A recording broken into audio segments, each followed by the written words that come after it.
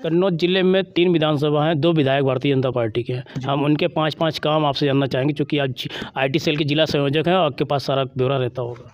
जी बिल्कुल, हमारे जो ज़िले के 2 विधायक हैं और उसके बाद में तीसरे विधायक भी हमारे बनने वाले थे, वो कुछ महज वोटों से पीछे रह गए। आने वाले समय में अगले चुनाव में 3 की तीनों सीटें भाजपा कन्नौज जिले से जीत कर आगे बढ़ेगी। राजकीय पुरातत्व संग्रहालय बना हुआ कन्नौज में, सिर्फ उद्घाटन होना है, आज तक उद्घाटन नहीं हो पाया उसका। नहीं, जिला स्तर पर तो कह दिया गया, अध्यक्ष जी द्वारा कई बार लिख के भेजा गया है प्रदेश संगठन को कि इनके उद्घाटन करवाए जाएं। अब ये निर्णय प्रदेश स्तर से होना है कि कब उद्घाटन होंगे। मतलब यहाँ के जिला अध्यक्ष की बात भी प्रदेश संगठन में गंभीरता से नहीं ली जाती। गंभीरता से बाल संग्रहालय पास में ही बना हुआ है, बिल्डिंग निर्माण हो चुकी, लेकिन काम रुक गया बजट के अभाव में। बीआरसी में एक मूक बधिर बच्चों का स्कूल चलता था, भाजपा की सरकार आने के बाद बजट नहीं मिला, वो स्कूल बंद हो चुका है। पाल चौराहे के पास सरकारी आवास निर्माण हो चुके हैं, करीब 90% हो चुका उनका काम लिखा पढ़ी के हिसाब से, सरकारी लिखा पढ़ी के हिसाब से, लेकिन आज तक उनको कंप्लीट करवा के हैंड ओवर नहीं किया गया। उसमें भी घपले घोटाले की बात सामने।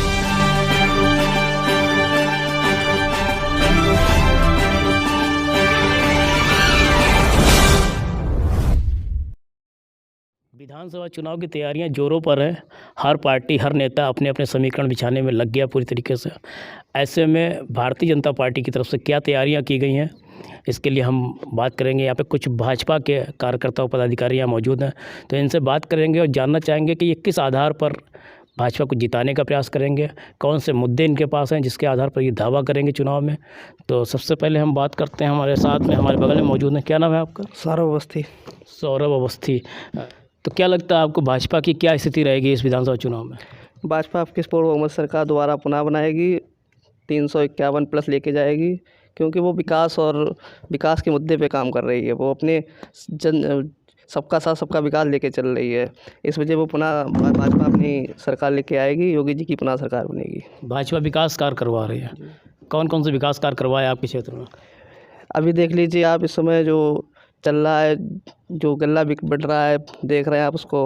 हमारे जो किसान सम्मान निधि आ रही है, लोगों के खाते में रुपए आ रहे हैं, ई श्रम कार्ड के द्वारा पैसे आ रहे हैं, तो तमाम प्रकार के ऐसे कार्य हैं जो हमारी जनता इस पर खुश है। और उसी को विकास कार्यों में क्या क्या कराया?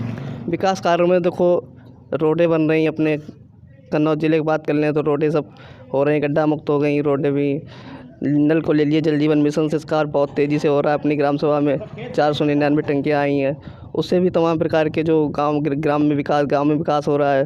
लोगों के अंदर आक्रोश कार्य कराने के लिए भाजपा के लिए बहुत से लोग जागरूक हैं, और वो जानते हैं कि भाजपा अगर पुनः आएगी तो विकास और तेज़ी से बढ़ेगा।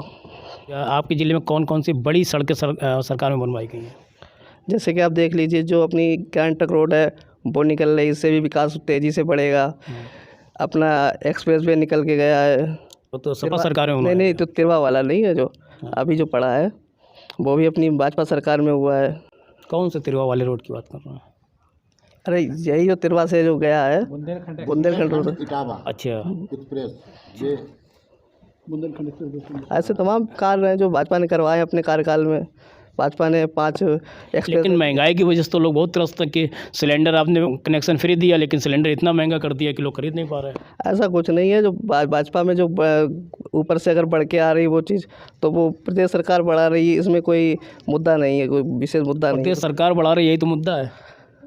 इसमें क्या मुद्दा क्या होगा? अगर सरकार जो गैस अगर बढ़ के आ रही है, सब्सिडी आ रही है, जो खातों में सब्सिडी तो आ ही रही है। किसी के खाते में नहीं आ रही? अरे नहीं, आ रही है। आपके खाते में आई है? जी बिल्कुल आई है। अच्छा, वो तो आ रही है, उसमें क्या है। तो ये सौरभ अवस्थी। तो भैया आपका क्या नाम है? विवेक पंडित जी। क्या स्थिति रहेगी भाजपा की विधानसभा चुनाव में? भाजपा इस बार पुनः जो है मुख्यमंत्री जी की वापसी होगी, योगी आदित्यनाथ जी की।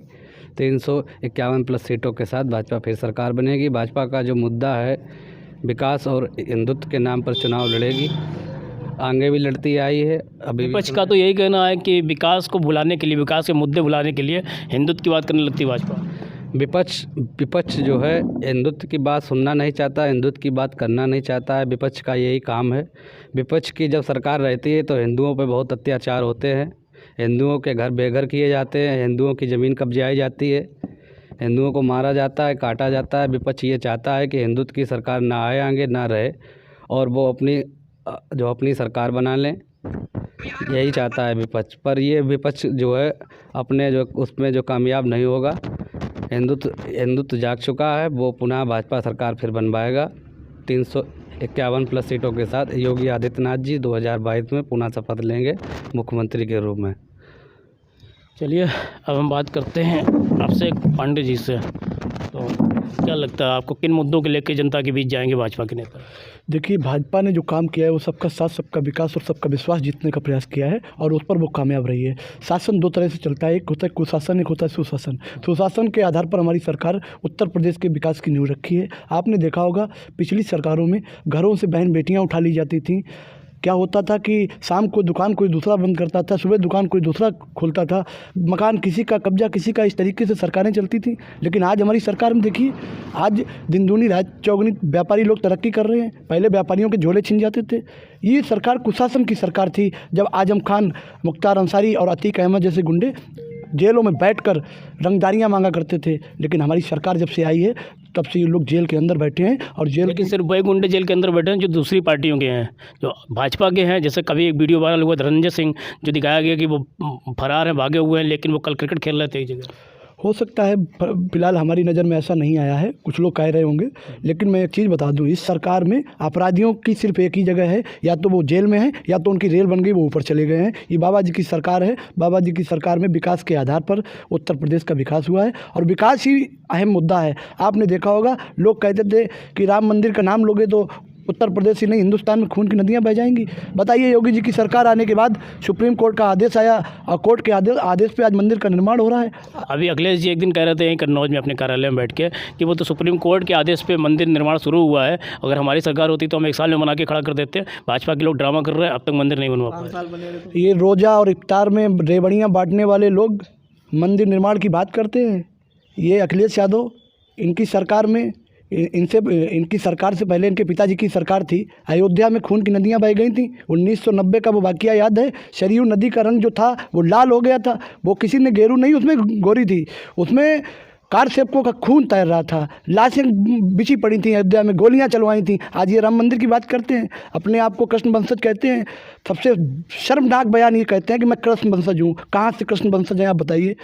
ये अपने आप को कृष्ण वंशज बताकर भगवान कृष्ण के नाम को धूमिल करने का प्रयास करते हैं। अगर असली कृष्ण वंशज ये होते तो उनके बाप की सरकार रही, इनकी सरकार उत्तर सबसे पहले ये भगवान कृष्ण का मंदिर बनाने का काम करते। लेकिन सबसे बड़ा दुर्भाग्य यही है कि अपने आप को कृष्ण वंशज बताकर उत्तर प्रदेश से वोट लेने का काम करते हैं। और जब मंदिर बनवाने की बात आती है तब ये कब्रिस्तान बनवाते हैं, तब ये मुसलमानों की मस्जिदें बनवाते हैं। आज मंदिर की बात कर रहे हैं हम। बाबा जी की सरकार आने के बाद उत्तर प्रदेश में संभव हो पाया है कि राम मंदिर का निर्माण हो, और राम मंदिर बन रहा है। आने वाले समय में गगन चूमता हुआ राम मंदिर जनता के बीच में होगा, और वो भी विश्व का सबसे बड़ा मंदिर होगा। अखिलेश यादव की बात छोड़िए, उनका तो आरोप लगाना काम है। उन्होंने घोटाले करवाए, आपको पता है, गोमती रिवर फ्रंट घोटाला। अभी कुछ ही दिनों पहले 8 अधिकारी और नेताओं के घर पे लखनऊ में छापे पड़े, करोड़ों रुपए पकड़े गए, हज़ारों करोड़ की बेनामी संपत्ति पकड़ी गई। आगरा लखनऊ एक्सप्रेस वे घोटाला आपने देखा होगा। अभी हाईवे बने हुए कितने दिन हुए, जगह जगह पर हाईवे और पुलियाँ चटक गई हैं। आप देखिए कन्नौज में कितने एक्सीडेंट होते हैं। यहाँ पर जो निर्माण हुआ है वो घटिया गुणवत्ता के कारण यहाँ पर एक्सीडेंट होते हैं। उसके बाद में आप कहते हैं कि हम उत्तर प्रदेश के युवाओं का भविष्य तय करेंगे आने वाले समय में। अरे भाई, जब आपकी सरकार आएगी तो भविष्य तय करोगे ना। पहले आपकी सरकार रही तब आपने लैपटॉप घोटाला करवाया, 1200 करोड़ का लैपटॉप घोटाला। उत्तर प्रदेश के युवाओं के भविष्य को संजोने के लिए जो लैपटॉप आए थे उनमें आपने घोटाला करवा दिया। आप कहते हैं मैं युवाओं का भविष्य सुधारूंगा। आपने तो सिर्फ अपनी सरकार में कब्रिस्तान बनवाए थे, बाद बाकी कुछ नहीं बनवाया। आपने अपराधी पाले थे, आपने अपराधियों को घर बनाने का काम किया था। चलिए अब लोकल की बात कर लेते हैं कि कन्नौज ज़िले में भाजपा की स्थिति क्या है। यहाँ पे भाजपा के जो पदाधिकारी हैं वही अपनी पार्टी के कृत्यों से त्रस्त हैं, तो इस बारे में क्या कहेंगे? देखिए, हो सकता है आपको कहीं सुनने में मिला हो, बट ऐसा कुछ नहीं है। जब यहाँ पे इस सरकार में जनता ही खुशमग्न है तो कार्यकर्ता क्यों नहीं होगा। ये सरकार सबका साथ सबका विकास पर काम करती है, तो कार्यकर्ता नाखुश कहाँ पे हो सकता है। भारतीय जनता पार्टी के जिला उपाध्यक्ष विपिन द्विवेदी जी, उनको मंच से धक्का देख के मारपीट करके नीचे उतार दिया जाता। आज भारतीय जनता पार्टी के एक और बड़े नेता छिबरामऊ के अनुपम वाजपेयी, उनका हम फेसबुक पे पोस्ट देख रहे थे कि उनके ऊपर फर्जी मुकदमा लगा दिया गया उन्हीं की सरकार रहते हुए। हो सकता है कहीं ना कहीं पर उनके वैचारिक मतभेद हों, तो इस चक्कर में उनकी सोशल मीडिया पर कुछ एक्टिविटी गलत नज़र आ रही हो, लेकिन हमें नहीं लगता कि पार्टी की ओर से कुछ ऐसी एक्टिविटी आई है जिससे कार्यकर्ता नाखुश और एक तरह से बेमुरब्बत रहा हो। अच्छा, लोकल में कौन कौन से मुद्दे लेके जाएंगे पब्लिक के पास वोट मांगने? देखिए, लोकल में मुद्दे की बात आई है तो आप देखिएगा, इस सरकार ने किसानों का संपूर्ण विकास किया है। किसानों को किसी भी सरकार ने सम्मान देने का काम नहीं किया था, लेकिन हमारी केंद्र और प्रदेश की सरकार ने सर्वप्रथम किसानों को सम्मान निधि देकर देश में एक किसानों को सम्मान देने का काम किया है। हर किसान आज खुश है, हर किसान भाजपा के पक्ष में खड़ा है, सरकार के पक्ष में खड़ा है। कन्नौज जिले में 3 विधानसभा हैं, 2 विधायक भारतीय जनता पार्टी के हैं। हम उनके 5-5 काम आपसे जानना चाहेंगे, क्योंकि आज IT सेल के जिला संयोजक हैं और आपके पास सारा ब्यौरा रहता होगा। जी बिल्कुल, हमारे जो ज़िले के 2 विधायक हैं और उसके बाद में तीसरे विधायक भी हमारे बनने वाले थे, वो कुछ महज वोटों से पीछे रह गए। आने वाले समय में अगले चुनाव में 3 की तीनों सीटें भाजपा कन्नौज जिले से जीत कर आगे बढ़ेगी। किस आधार पर कह रहे हैं? हम 5 काम गिनना चाह रहे हैं। जी बिल्कुल, हम आपको 5 काम बताएंगे। आप छिबरामऊ से ले लीजिएगा। छिबरामऊ में देखिएगा, 100 सैया अस्पताल था, पहले वो एक सफ़ेद हाथी बना पड़ा था, लेकिन जब से माननीय बहन जी का कार्यकाल आया है, बहन जी विधायक बनी है, उसके बाद में देखिए आज वहाँ पर संपूर्ण दवाइयाँ मिल रही हैं, हर तरह का इलाज मिल रहा है, हर तरह की बीमारी में उपयोग होने वाली मशीनें वहाँ पर मौजूद हैं। उसके बाद में आप देखिएगा, वहाँ पे बिजली के फीडर कई निर्माण किए गए हैं। उसके बाद में आप देखिएगा, कई बारात घर बने हैं, बाद बाकी सड़कों का निर्माण हुआ है। तिरवा में देखिएगा, माँ अन्नपूर्णा के मंदिर प्रांगण का कितना भव्य विकास हो रहा है। किसी भी सरकार ने आज तक माँ अन्नपूर्णा के मंदिर के विषय में नहीं सोचा था, लेकिन वर्तमान विधायक कैलाश राजपूत जी ने वहाँ पर जो विकास कार्य करवाने का काम किया है, वो अपने आप में अलौकिक अभूतपूर्व है। क्योंकि किसी भी सरकार ने कभी भी माँ अन्नपूर्णा की नगरी की ओर, माँ अन्नपूर्णा के मंदिर की ओर विकास का दरवाज़ा नहीं खोला था। अभी आप उदाहरण दे रहे हैं 100 सैया अस्पताल का छिबरामऊ का, कि वहाँ इलाज शुरू करवा दिया। कोरोना काल में ऐसी क्या विपत्ति आ गई थी कि विधायक के ही भाई को यहाँ भर्ती कराना पड़ा मेडिकल कॉलेज में, वो छत से कूद के अपनी आत्महत्या कर लेते हैं?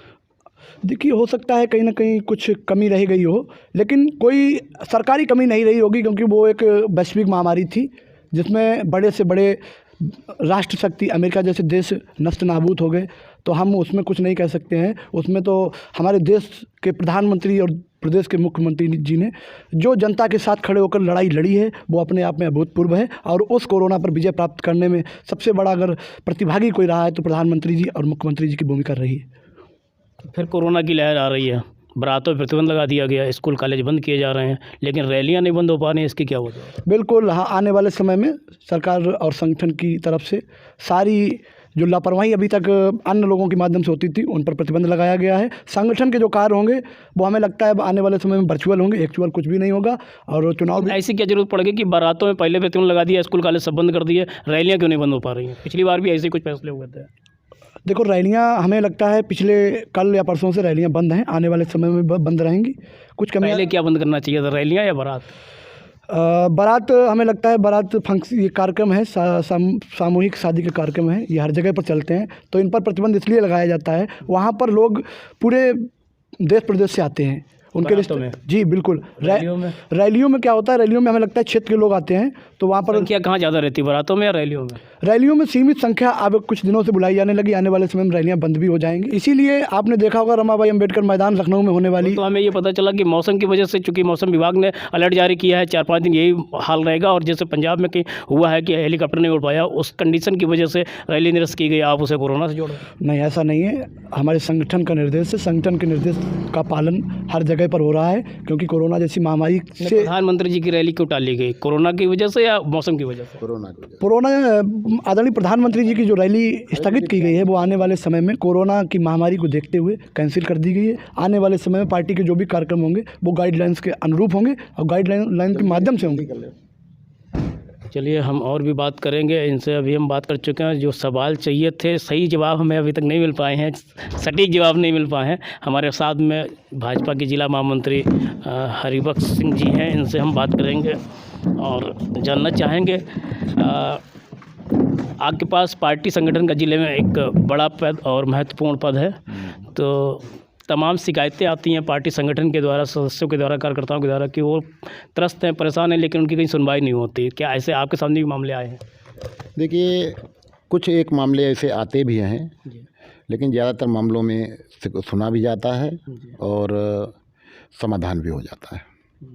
तो ये जो कुछ चीज़ें निकल के आ रही, पार्टी संगठन में ही आपसी फूट है, इस चुनाव में भाजपा पर भारी पड़ेगी या इसको उससे पहले सुलटा लिया जाएगा? ये जो फूट दिखाई पड़ रही है या जिसे आप फूट कहते हैं, हम लोगों की निगाह में ऐसा कुछ नहीं है, क्योंकि चुनाव नज़दीक हैं और टिकट के दावेदार अधिक हैं। तो जब दावेदार अधिक होते हैं तो कुछ न कुछ बात इधर उधर होती है, उसी में थोड़ा बहुत मतभेद आपस में दावेदारों के बीच में हो सकता है। बाकी संगठन के स्तर पर इस तरीके का कोई भी मतभेद नहीं है। अच्छा, विपक्ष के द्वारा ऐसे दावे किए जा रहे हैं कन्नौज में कोई विकास कार्य नहीं कराए गए। समाजवादी पार्टी की सरकार में जो कार्य चल रहे थे उनको भी रुकवा दिया गया और वो 4 साल से 5 साल से रुके ही पड़े हैं अब तक। ऐसा कौन सा कार्य है जो रुकवा दिया गया? जो कार्य पूरे हो चुके हैं उनको भी उद्घाटन नहीं हो पाया अभी तक कन्नौज में। अभी हमने कई बार खुद हमने ही मुद्दे उठाए कि राजकीय पुरातत्व संग्रहालय बना हुआ कन्नौज में, सिर्फ उद्घाटन होना है, आज तक उद्घाटन नहीं हो पाया उसका। नहीं, जिला स्तर पर तो कह दिया गया, अध्यक्ष जी द्वारा कई बार लिख के भेजा गया है प्रदेश संगठन को कि इनके उद्घाटन करवाए जाएँ। अब ये निर्णय प्रदेश स्तर से होना है कि कब उद्घाटन होंगे। मतलब यहाँ की जिलाध्यक्ष की बात भी प्रदेश संगठन में गंभीरता से नहीं ली जाती? नहीं, गंभीरता से ली जाती है, लेकिन क्योंकि काम इतने ज़्यादा हैं और पिछली वर्ष भी और इस वर्ष भी कोरोना का प्रकोप ज़्यादा रहा है, इस वजह से प्रशासन का और शासन का पूरा फोकस कोरोना पे है। अब क्योंकि मरीज़ बढ़ते जा रहे हैं, इसलिए बाकी सभी कामों को धीमा किया जाएगा, कुछ कामों को रोक भी दिया जाएगा। प्राथमिकता कोरोना के लिए रहेगी ताकि पब्लिक का जीवन सुरक्षित रहे। अच्छा, कुछ मुद्दे आ चुके हैं, जब प्रभारी मंत्री आते हैं, विकास कार्यों की समीक्षा होती है, उस समय मुद्दे उठते हैं। एक बाल संग्रहालय पास में ही बना हुआ है, बिल्डिंग निर्माण हो चुकी, लेकिन काम रुक गया बजट के अभाव में। बीआरसी में एक मूक बधिर बच्चों का स्कूल चलता था, भाजपा की सरकार आने के बाद बजट नहीं मिला, वो स्कूल बंद हो चुका है। पाल चौराहे के पास सरकारी आवास निर्माण हो चुके हैं, करीब 90% हो चुका उनका काम लिखा पढ़ी के हिसाब से, सरकारी लिखा पढ़ी के हिसाब से, लेकिन आज तक उनको कंप्लीट करवा के हैंड ओवर नहीं किया गया। उसमें भी घपले घोटाले की बात सामने आई, लेकिन आज तक कार्रवाई का पन्ना नहीं पलटा गया वहाँ पे, तो क्या वजह है? उसकी जांच के लिए सांसद महोदय ने लिखा था, संभवतः जांच भी हुई है और जांच का परिणाम क्या हुआ है इसकी जानकारी अभी तक हम लोगों को नहीं पाई। आगे जांच तो हो रही है और जो दोषी होंगे उनको दंडित किया जाएगा। फिर जो कार्य रुके पड़े हैं वही नहीं हो पा रहे, तो नए काम कौन से आप लोग जनता को गिनवाएंगे जब चुनाव आएगा उस समय? भाई, क्या काम और विकास जी, विकास कई तरीके के होते हैं। एक तो विकास वो होते हैं बिल्डिंगें खड़ी कर दी गई, एक विकास ये भी है कि सड़क बना दी गई, और कुछ विकास ऐसे होते हैं जो जनता के स्तर पर धरातल से विकास होते हैं। तो हमारी पार्टी ने जो धरातल पर कार्य किया है, जैसे शौचालय है, हमारी सरकार के पूर्व में शौचालय गांव में नहीं थे तो बहुत कम मात्रा में थे। गांव की महिलाएं सड़क के ऊपर जाती थीं, खेतों में जाती थीं, वो किया है। जिन लोगों को कभी आवास नहीं मिले, आवास दिए हैं। जिन लोगों को कभी गैस मुहैया नहीं हो सकती थी, गैस दी गई है। और अभी कोरोना काल से लेके अभी तक मुफ्त में भोजन दिया जा रहा है, अनाज दिया जा रहा है। तो इस तरीके से जो कार्य, अब किसानों को ले लीजिए, सर्वप्रथम जो हमारी सरकार बनी थी तो 36,000 करोड़ रुपया सरकार ने पूरे प्रदेश में माफ़ किया। उसमें बहुत बड़ा हिस्सा कन्नौज जनपद के भी हिस्से में आया था। और सम्मान निधि के नाम पे हर किसान को 2,000 रुपया, महीने वर्ष में 6,000 रुपया हर किसान को मिल रहा है। स्कूलों के स्तर पर सुधार हुआ है, स्कूलों की दशा भी सुधरी है, पढ़ाई भी सुधरी है। तो जो काम धरातल पर होने चाहिए थे हमारी सरकार ने बड़ी गंभीरतापूर्वक किए हैं और उस आधार पर हम चुनाव लड़ने जा रहे हैं। तो विपक्ष जो अपनी तैयारी कर रहा है भाजपा सरकार को घेरने के लिए, वो रोजगार के मुद्दे पे घेरना चाह रहा है। रोजगार पद यात्रा निकाल के अभी हाल ही में कुर्साईगंज में समाजवादी पार्टी ने शुरुआत भी कर दी उस आंदोलन की। तो रोजगार को लेकर कितनी भाजपा मजबूत है? देखिए, जब सपा विपक्ष में है जी, तो उसे रोजगार ध्यान आ रहा है, और जब सत्ता में थी तब रोजगार भत्ता के लिए उन्होंने कहा था, अपने घोषणा पत्र में ये कहा था कि हम बेरोजगारों को रोजगार भत्ता देंगे। एक सबसे बड़ी उनकी घोषणा थी कि हम वित्त विहीन के अध्यापकों को सबको मानदेय देंगे, सभी अध्यापकों को। क्या उन्होंने मानदेय दे पाया? क्या उन्होंने रोजगार भत्ता दे पाया? ये सब वादे उनके घोषणा पत्र में थे। अब वो जो रोजगार की बात कर रहे हैं, उनके शासनकाल में 5 साल में 1,93,000 लोगों को नौकरी मिली थी, सरकारी लोगों को रोजगार दिया गया। हमारी सरकार ने लगभग 5 लाख के ऊपर रोजगार दिया है, सरकारी नौकरियां दी हैं। और इसके बाद तमाम ऐसी योजनाएं हैं जिससे बैंक लोग अपनी ट्रेनिंग करके बैंक से पैसा लेके अपना व्यापार कर रहे हैं। रोज़गार का मतलब केवल सरकारी नौकरी नहीं होता है। रोज़गार का मतलब होता है कि किसी न किसी रोज़गार को करके अपना जीवन यापन आदमी करने लगे, वो रोज़गार होता है। इनके दिमाग में केवल नौकरी है और उनके शासन में नौकरी वो जो दी गई वो एक जाति विशेष को दी गई। कितना सवर्ण लिया गया इनके ज़माने में नौकरियों में, सरकारी नौकरियों में कितना एससी लिया गया। एससी की तो मजबूरी है कि हम लेंगे ही, लेकिन और जो कहते हैं मुसलमान को देंगे, मुसलमान को इन्होंने क्या दिया। भारतीय जनता पार्टी ने ऐसे ऐसे काम जैसे 3 तलाक किया है, मुस्लिम महिलाएं, मुस्लिम बहनें हमारी परेशान रहती थीं, उनको बहुत को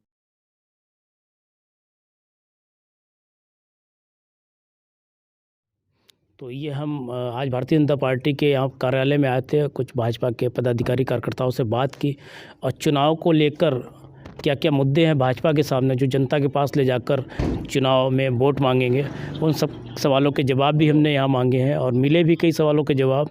इसी तरीके की हमारी ये चुनावी डिबेट लगातार जारी रहेगी। अन्य दलों के नेताओं के साथ भी बैठ के बात करेंगे, उनसे भी सवालों के जवाब लेने के प्रयास करेंगे। तब तक देखते रहिए कन्नौज टाइम्स मीडिया और हमारे यूट्यूब चैनल को लाइक, सब्सक्राइब और कमेंट करना ना भूलें। जय